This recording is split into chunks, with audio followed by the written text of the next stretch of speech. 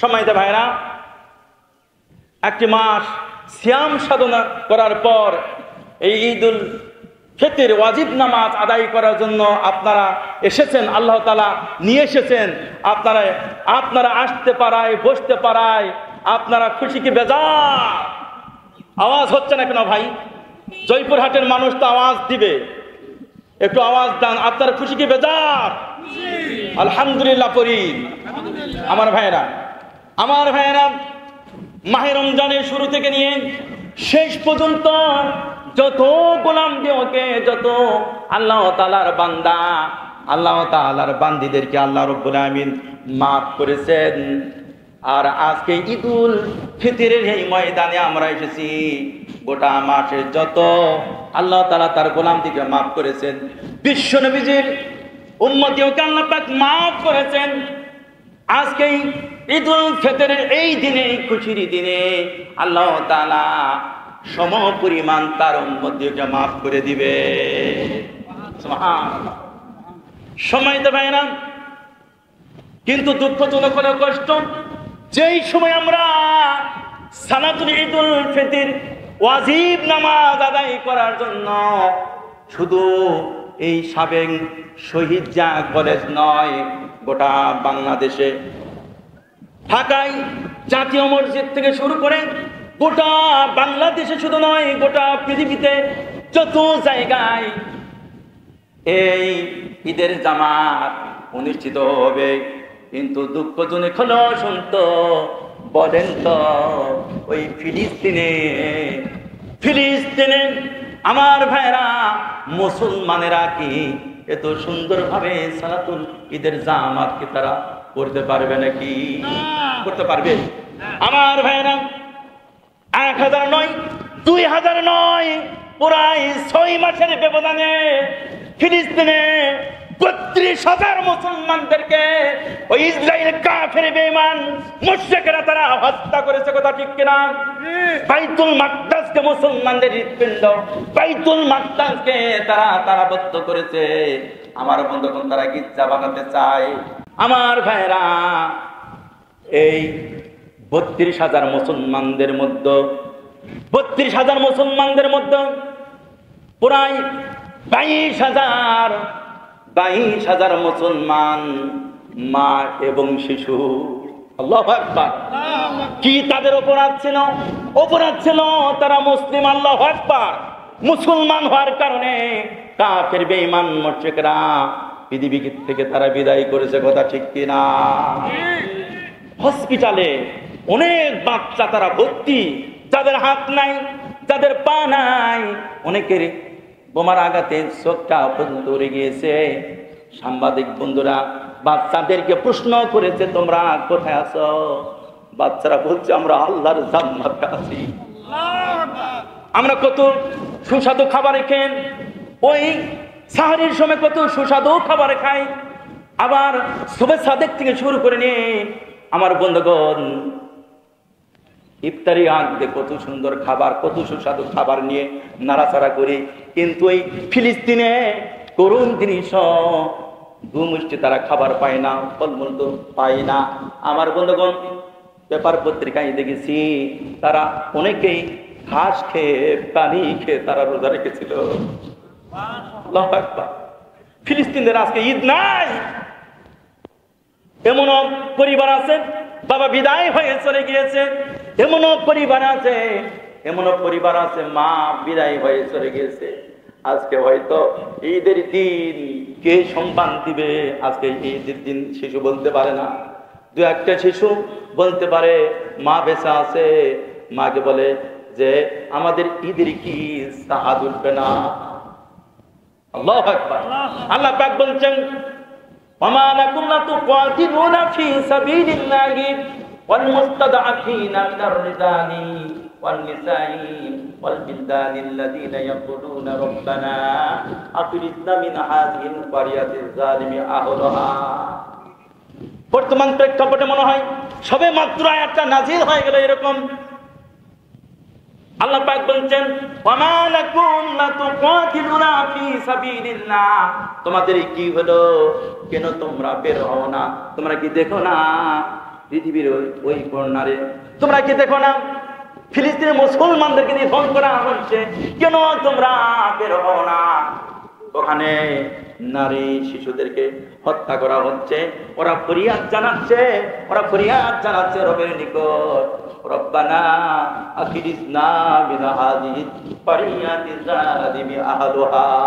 রব্বুল আলামিন এই জালেমদের এলাকা থেকে বের করে নিয়ে যাও, আর তোমার পক্ষ থেকে একজন অভিভাবক, একজন সাহায্যকারী নাজিল করে দাও। সকলে বলে সুবহানাল্লাহ।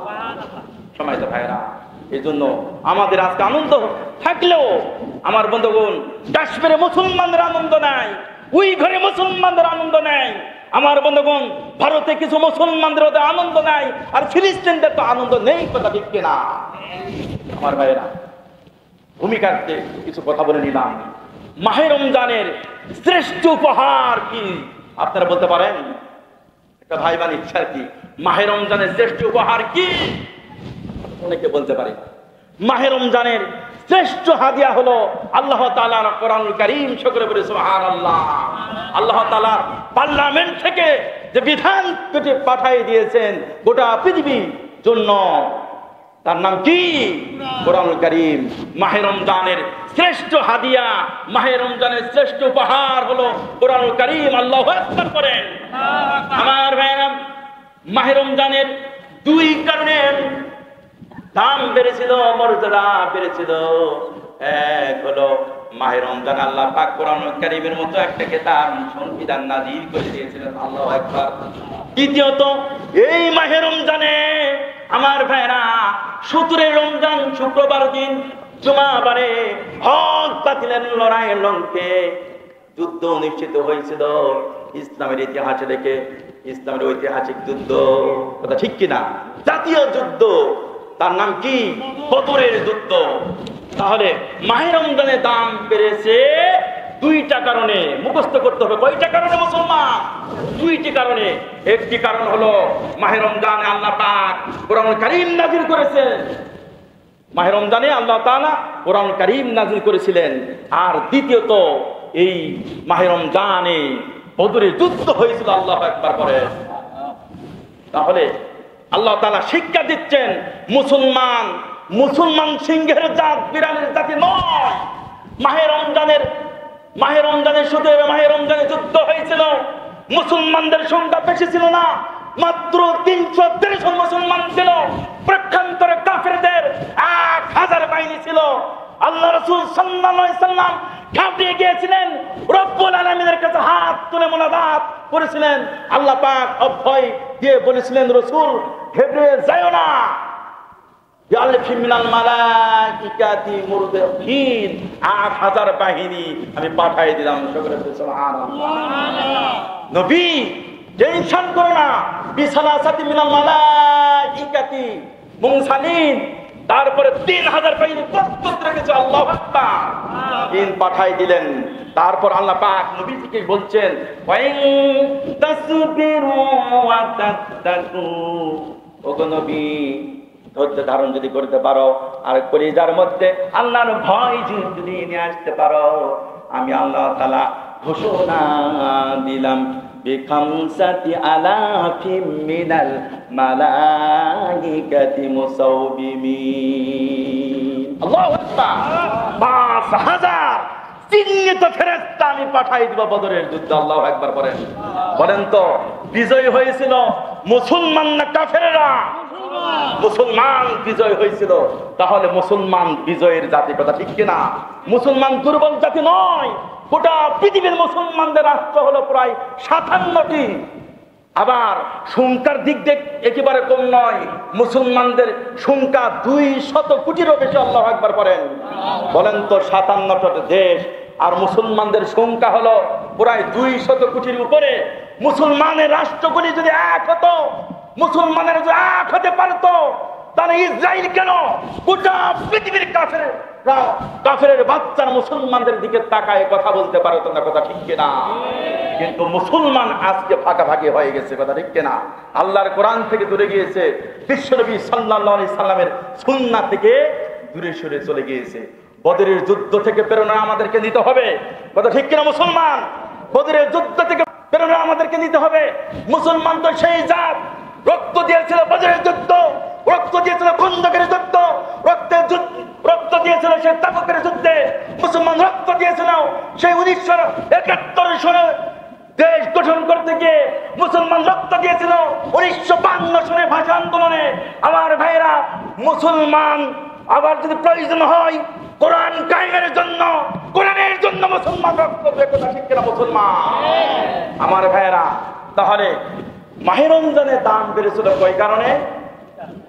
আলহামদুলিল্লাহ, আপনারা শিক্ষিত জাতি, শিক্ষিত মহল, ঠাস ঠাস উত্তর দিতে পারতেছেন। কয় কারণে? এক নম্বর হলো আল্লাহ তাআলা কোরআনের কারণে, আর দ্বিতীয়ত বদরের যুদ্ধের কারণে। আল্লাহু আকবার। তবে আমরা যারা উপস্থিত হয়েছি, আমরা মাসুম বেগুনাহ।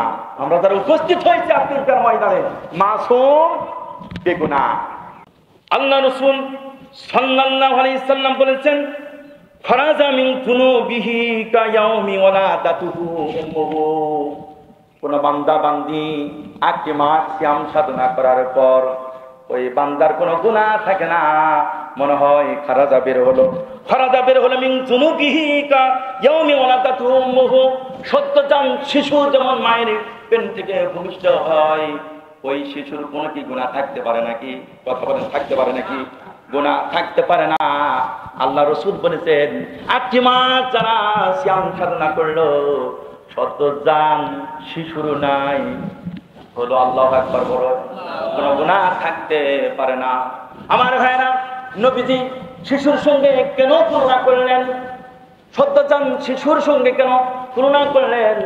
শিশুর যেমন গুনাহ থাকে না, শিশুর খাওয়া দাওয়া করা সব কিছু কে দায়িত্ব নাই বলেন তো?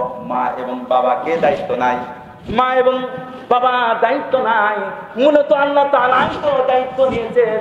কিন্তু এই রাজ্যকে, এই পৃথিবীতে আমার বন্ধুগণ, শিশু একটু কান্না করে, মা দানা কোন খাবার দিতে হবে, দুধ খাওয়াতে হবে, শিশু একটু কান্না করে, এরকম ভাবে মা বুঝতে পারে আমার শিশুকে বাতাস দিতে হবে। শিশু একটু কান্না করে, মা বুঝতে পারে আমার শিশুকে গোসল করে দিতে হবে। তার মানে কি? এই শিশু সন্তান মায়ের প্রতি নির্ভরশীল, কথা ঠিক কিনা? তেমনি করে আমরা আল্লাহ তাআলার গোলাম। আমরা প্রতিটা কাজে আমরা দুনিয়ার কোন নেতা নেত্রী নয়, কোন দুনিয়ার রাজা বাদশা নয়। আমরা একমাত্র আমাদের অভিভাবক হলো আল্লাহ রাব্বুল আমিনের কাছে আমরা নির্ভরশীল, কথা ঠিক কিনা? কথা ঠিক কিনা মুসলমান? আমার ভাইরা, ব্যবসা বাণিজ্যের বরকত হচ্ছে না, আল্লাহ তাআলার কাছে চাইতে হবে। রোগাগ্রস্ত হয়ে গিয়েছেন, ডাক্তার কবরাচ্ছেন, আল্লাহ রাব্বুল আমিনের কাছে বলতে হবে। আমাদের চাওয়া দুনিয়ার কোন মানুষের কাছে নয়, আল্লাহ রাব্বুল আমিনের কাছে চাইতে হবে। শিশু বাচ্চা যেমন সব চাহিদা মিঠাই মায়ের কাছে, আমরা আল্লাহ তাআলার গোলাম। আমাদের চাহিদার কথা একমাত্র রব্বুল আলামিনের কাছে আমরা মিটাবো। তার কাছে আমরা আবেদন করব। আর আল্লাহ পাক বলেন, উদউনি আস্তাজিব লাকুম। গোলামরে কি চাও? আমি আল্লাহ রাব্বুল আমিন, আমি আল্লাহ তাআলা পূরণ করে দিব। বলছিলাম এই কারণে মাহে রমজানের দাম বেড়েছে। আল্লাহ পাক বলছেন, শাহরু রমাদানাল্লাযী উনজিলা ফীহিল কুরআন হুদাল লিন-নাসি ওয়া বায়িনাতিম মিনাল হুদা ওয়াল ফুরকান।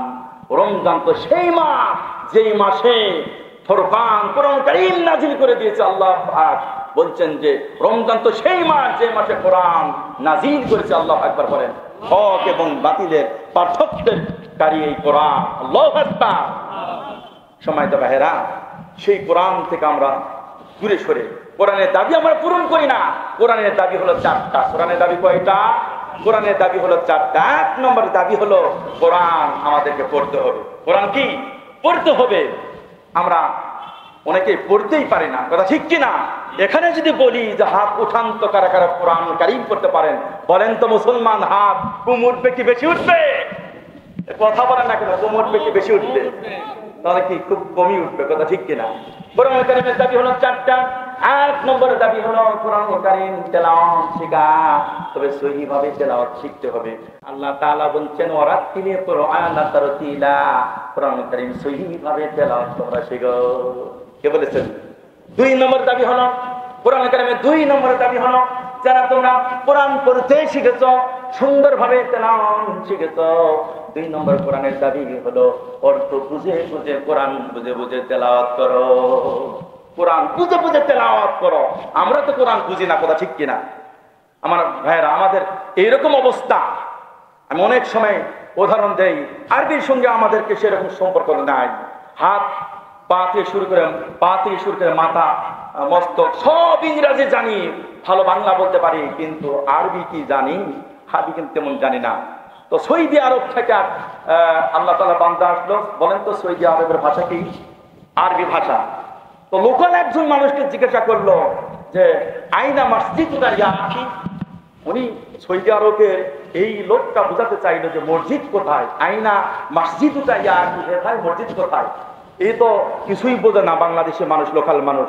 ও ভাবছে যে আয়না, মনে হয় আয়না টাইনা হবে আর কি, কি বুঝেছে? যে আয়না হতে পারে, বুঝতে পারছে না। বলেন তো, এই ব্যক্তি যদি বুঝতো যে আয়না মানে কোথায়, তাহলে অবশ্যই সে হাত ধরে যে মসজিদ অমুক জায়গায়, কথা ঠিক কিনা? চলে না আমার সঙ্গে, তাই নয় কি? পাকিস্তানি কি ভাষা? উর্দু ভাষা না? উর্দু ভাষা। উর্দু ভাষার একজন মানুষ বাংলাদেশে আসছে, তো একজনের বাসা মেহমান হয়েছে, তারপরে খাবার পরিবেশন করা হয়েছে। সর্বপ্রথম তাকে দেওয়া হয়েছে শাকসবজির মধ্যে কচু খাবার দেওয়া হয়েছে।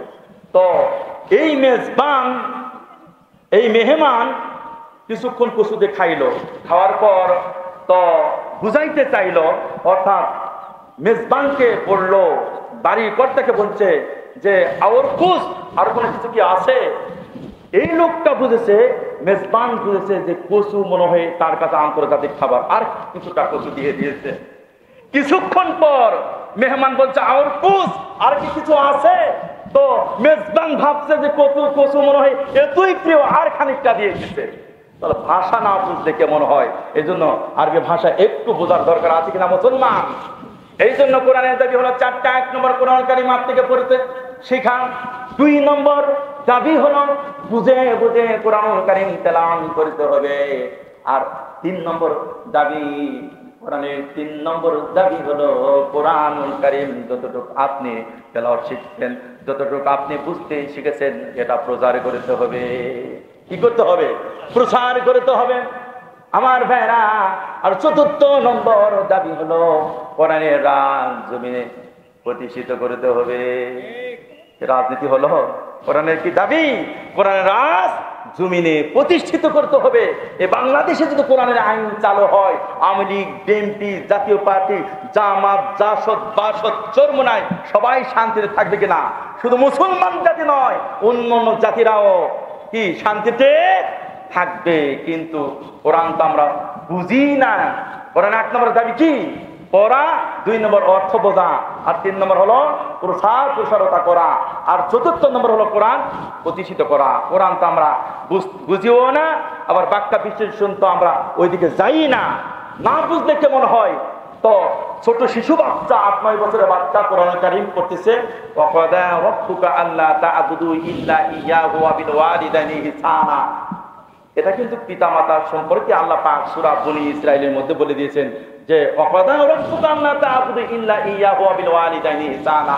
আল্লাহর দাসত্ব, আল্লাহর আইন মানার পর পিতামাতার সঙ্গে সুন্দর আচরণ করতে হবে। এই কথা কে জানাই দিয়েছেন? আল্লাহ পাক জানাই দিয়েছেন। তো সুন্দর তেলাওয়াত করছে, কারি কাছে শিখছে, সুন্দরভাবে তেলাওয়াত করতেছে। ওয়াকাদা রাব্বুকা আল্লা তা'বুদু ইল্লা ইয়্যাহু ওয়া বিল ওয়ালিদাইনি ইহসানা। আয়াত শেষ করে আরেক আয়াতে পার হবে। এমন অবস্থায় বৃদ্ধা মা বেগ এনে বলছে, বাবা বাজারে যাও, বাজারে নিয়ে আসতে হবে।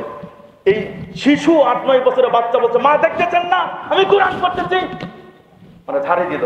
বলেন তো, এই শিশু যদি জানতো এখানে কি আল্লাহ তাআলা বলছেন, বলেন তো তাহলে কি মাকে ওই রকম ছাড়ি দিত? জন্য করে কোরআন বুঝে পড়ার দরকার আছে, কথা ঠিক কিনা মুসলমান? আমার ভাইরা, আজকে আমার আলোচনার বিষয় হলো মাহে রমজানের শিক্ষা। রোজা তো থাকলাম, মাহে রমজানের শিক্ষা আমরা অনেকেই ভুলে গিয়েছি, একটু স্মরণ করে দিতে চাই। মাহে রমজানের শিক্ষা আলোচনার বিষয় কি বলেন মুসলমান? মাহে রমজানের শিক্ষা। মাহে রমজানের শিক্ষা 8 নম্বর শিক্ষা হলো তাকওয়ার চেতনা। 8 নম্বর শিক্ষা কি? তাকওয়া চেতনা। তাকওয়া চেতনা, তাকওয়া কিন্তু লেবাস পোশাকের নাম নয়, কথা ঠিক কিনা? আর তাকওয়া হাওনা, তাকওয়া হলো ভিতরকার জিনিস। আমার ভাইরা, ওই যে স্মরণ করে দেই যে উমর রাদিয়াল্লাহু তাআলা আনহু অর্ধ জাহানে খিলাফতের মালিক। আমার ভাইরা, গভীর রাত্রিতে ছদ্মবেশে তিনি ঘোরাফেরা করেন জাতির অবস্থা জানার জন্য। তো গভীর রাত হয়ে গেছে, গভীর রাত হয়ে গেছে। মা মেয়েকে বলছে, ও মেয়ে, ও মা, দুধে পানি মিক্স দাও, তাহলে দুধ বাড়বে, আমরা টাকা বেশি পাবো। আমার ভাইরা, মেয়ে কেমন তাকওয়াবান। মেয়ে বলছে, ও মা, দুধে পানি মিক্স দিতে তুমি বলছো, অর্ধ জাহানের খিলাফতের মালিক যিনি, উনি ছদ্মবেশে ঘোরাফেরা করেন, উনি যদি দেখে ফেলে, টের যদি পেয়ে যায়, তাহলে 2 জনায় নামে তো গ্রেফতারি পরোয়ানা জারি হয়ে যাবে। মা বলছে, এত রাত্রিতে উমর দেখবে না, সকলে বলে নাউযুবিল্লাহ। মেয়ে বলছে, ও মা, উমর না দেখুন, তার সোলজার বাহিনী দেখতে পারে। এবার মা বলছে, উমরের সোলজার বাহিনী তো রাত্রি থাকবে না। এবার তৃতীয়বারের মতো মেয়ে মাকে বলছে, ও মা, উমরের চোখে ফাঁকি দেওয়া যেতে পারে, তার পুলিশ বাহিনী, রাত বাহিনী, বিজিবি বাহিনী, সোলজার বাহিনীর চোখে ফাঁকি দেওয়া যেতে পারে, কিন্তু 7 তবক আসমান এবং জামিনের মালিক যিনি আল্লাহ রাব্বুল আলামিন, এত ফাঁকি দেওয়া যাবে না। সকলে বলে সুবহানাল্লাহ। এটা হলো কি? এটা হলো তাকওয়া। সকলে বলে সুবহানাল্লাহ। তাকওয়ার কথা কত উদাহরণ দিব আমার বন্ধুগণ, 2-1 ঘন্টা শুধু উদাহরণ দেই, যদি না বলি শুনতেও ভালো লাগবে, কিন্তু তো সময় নাই, কথা ঠিক কিনা? আমার ভাইরা, নবীজির একজন জবরদস্তি সাহাবী ছিলেন, নাম তার তালহা রাদিয়াল্লাহু তাআলা আনহু। এই তালহা রাদিয়াল্লাহু তাআলা আনহু বিশ্ব নবী সাল্লাল্লাহু আলাইহি সাল্লামের পিছনে নামাজ পড়েন। নামাজ পড়ার পরে তিনি বাসায় দৌড় যান। 1 দিন 2 দিন বেশ কিছুদিন অতিবাহিত হওয়ার পর সাহাবীদের মাঝে জল্পনা শুরু হলো। এক প্রান্তে বিশ্ব নবীজিকে বললেন, ইয়া রাসূলুল্লাহ, ইয়া হাবিবাল্লাহ, এই তালহা আপনার কাছের সাহাবী। এই তালহা, আপনি যখন ডান দিকে আসসালামু আলাইকুম রাহমাতুল্লাহ করেন, ডান দিকে বাম দিকে সালাম ফিরান, সালাম ফিরানোর পর তালহা বাসার দিকে দৌড়ান। কারণটা আমরা জানতে চাই। বিশ্ব নবীজি ইসলামী আন্দোলনের নেতা তালহাকে তলব করলেন। তালহা রাদিয়াল্লাহু তাআলা কে তলব করার পর তালহা বললেন, ও তালহা, তুমি এমন কি করো কেন? তালহা চোখের পানি ছেড়ে দিয়ে বলছেন, ইয়া রাসূলুল্লাহ, ইয়া হাবিবাল্লাহ, আমরা মাত্র এই কাপড় পরিধান করে জামাতে শামিল হয়েছি, আর আমার স্ত্রী কোনো কাপড় নাই, গুহায় অবস্থান করছে। আল্লাহু আকবার বলেন। আমি দৌড় দেই, এই জন্যে অক্তমত নামাজ আমি জামাতের সাথে আদায় করে নিলাম। আমার স্ত্রী তো গুহায় আছে, এই কাপড়টা করে দিয়ে আমি গুহার মধ্যে অবস্থান করব, আর আমার এই স্ত্রী নামাজ আদায় করে নিবে, জন্য করে দৌড় দেই। এটা হলো তাকওয়া। তালহা রাদিয়াল্লাহু তাআলা একদা তারপরে যার টুকরা সন্তান, তাদের মতো চেহারা। আমার ভাইরা, নবীজির সাহাবী তালহা যখন নামাজে দণ্ডায়মান হতেন, নামাজে দণ্ডায়মান হওয়ার আগে তারপরে যার টুকরা শিশুকে খুঁটির সঙ্গে বাঁধাই নিতেন। একদা বিশ্ব নবী সাল্লাল্লাহু আলাইহি সাল্লাম, তালহার বাড়ি 5টি রাস্তা ছিল, ওই রাস্তা দিয়ে নবীজি যান, আর তিনি শুনতে পান ওই শিশুর কান্না। বলেন তো, শিশু বাচ্চাকে যদি খুঁটির সঙ্গে কিংবা গাছের সঙ্গে বাঁধা হয়, বাচ্চা কাঁদবে না হাসবে? কাঁদবে না, অবশ্যই কাঁদবে। নবীজি দাঁড়ায় গেলেন, তার কারণ নবীজি রাহমাতুল লিল আলামিন শিশুদেরকে ভালোবাসতেন। আল্লাহু আকবার বলেন। শিশুদেরকে ভালোবাসতেন, বড়দেরকে তিনি সম্মান দিতেন। এরা ইসলাম শিক্ষা দিয়েছে, কথা ঠিক কিনা? নবীজি দাঁড়ায় গেলেন, কিছুক্ষণ পর তালহাকে দেখলেন। তালহা বাসা থেকে বেরিয়ে আসলেন। আল্লাহ নবীজি তালহাকে জিজ্ঞাসা করলেন, তালহা রে, তোমার শিশু কান্নাকাটি কিছুক্ষণ আগে চিল্লাই চিল্লাই কাঁদলো, তুমি কি থামাতে পারো না? কি জন্য কাঁদাকাটি করে?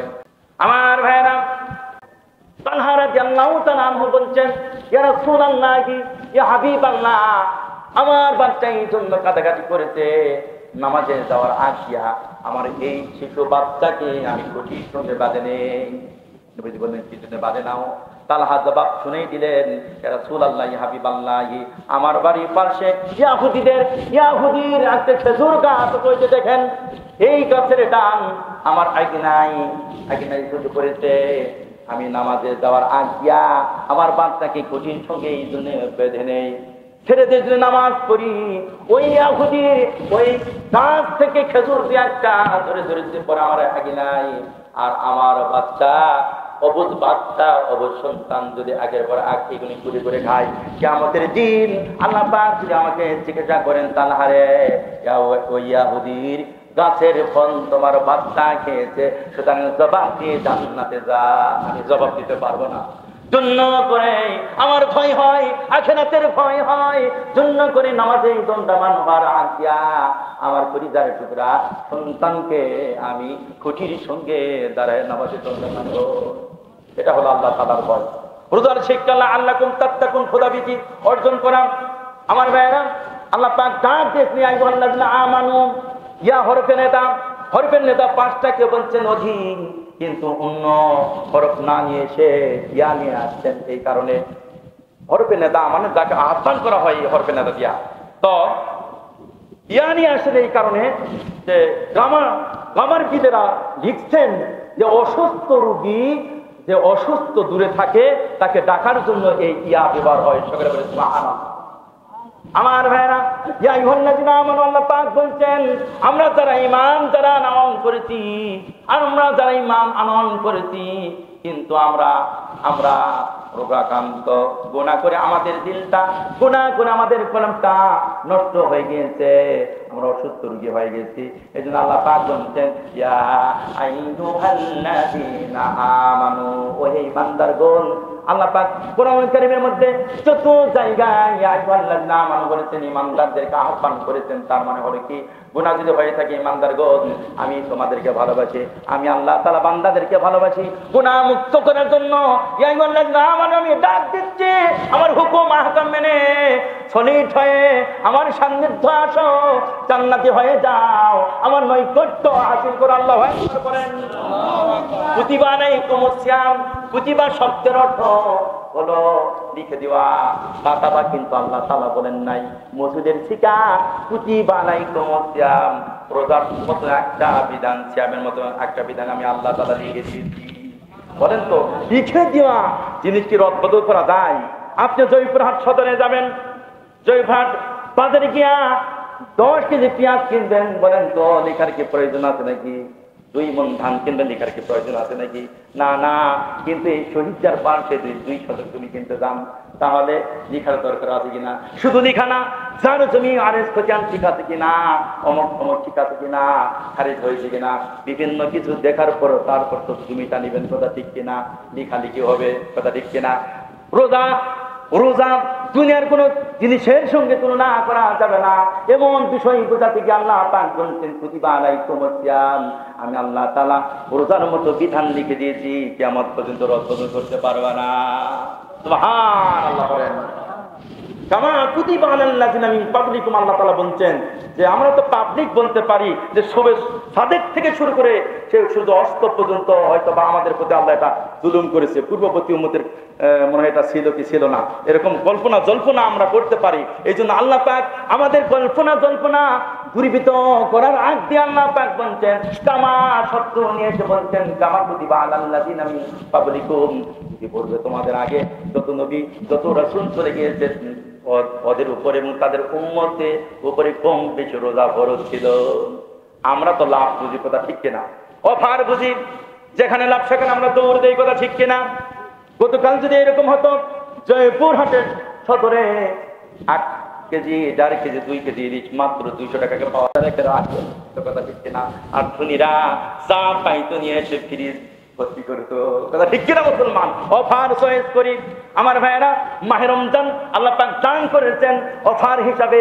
আমার বান্দারা রমজান ক্যাম্পে ঢুকবে, সিয়াম সাধনা করে লাআল্লাকুম তাত্তাকুন, খোদাভীতি অর্জন করবে, আল্লাহ ভীরু হবে। দেশের মানুষেরা যখন আল্লাহ ভীরু হবে, তখন এই আল্লাহ ভীরু মানুষদের মধ্যে থেকে একজন মানুষ পার্লামেন্টে যায়, গোটা গোটা বাংলাদেশে শান্তি হবে কিনা, গোটা পৃথিবীতে শান্তি হবে। প্রতিটা দেশে যদি আল্লাহ ফিরে লোকগুলো পার্লামেন্টে যায়, তাহলে ঠিক কিনা মুসলমান? আল্লাহ তাআলা তো টার্গেট এটাই ছিল, লাআল্লাকুম তাত্তাকুন, খোদাভীতি অর্জন করবে, তাকওয়াবান হবে। আল্লাহ পাক বলছেন, ওয়ালাউ আন্না আহলাল কুরা আমানু ওয়াত্তাকাউ লা ফাতানা আলাইহিম বারাকাতিন মিনাস সামাই ওয়াল আরদ। আল্লাহ পাক দেশের লোকেরা, নগরীর লোকেরা যদি ইমানদার হতে পারে আর তাকওয়া যদি কলিজার মধ্যে ঢুকাইতে পারে, আল্লাহ তাআলা বলছেন, লা ফাতানা আলাইহিম বারাকাতিন মিনাস সামাই ওয়াল আরদ। আসমানের রহমতের দ্বারগুলি খুলে দিবেন, প্রক্ষান্তরে জমিনের রহমতের দরজাগুলি আল্লাহ রাব্বুল আমিন উন্মুক্ত করে দিবেন। সুবহানাল্লাহ পড়েন। আসমান থেকে রহমত, জমিন থেকে বরকতের দরজা যদি চালু হয়, তাহলে এই দেশ, আমার বন্ধুগণ, এই দেশ উন্নতি হবে কিনা বলেন? কিন্তু তাকওয়াই তো আমরা বুঝি না। একটু তাকবীর, আল্লাহু আকবার, আল্লাহু আকবার, লা ইলাহা ইল্লাল্লাহু আল্লাহু আকবার, আল্লাহু আকবার, লিল্লাহিল হামদ।